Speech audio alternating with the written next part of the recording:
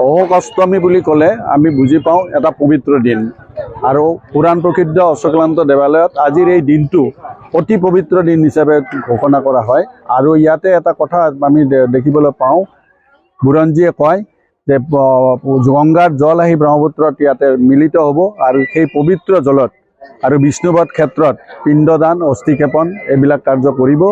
যিসকল ভক্তই এই কাৰ্য কৰে তেওঁলোকৰ পূৰ্বপুৰুষ যিসকল মানে স্বৰ্গগামী হৈছে তেওঁলোকৰ মুখ্য লাভ হ'ব বুলি পেলাই এটা ধাৰণা কৰা হয়। আৰু সেইটো প্ৰচলিত প্ৰথামতে আজি বহুত ভক্তৰ ইয়াতে সমাৱেশ হৈছে আৰু কমিটিৰ তৰফৰ পৰা তেওঁলোকক আমি যিখিনি পাৰোঁ সহযোগিতা আগবঢ়াইছোঁ, সুবিধা আগবঢ়াইছোঁ আৰু ভাবোঁ যে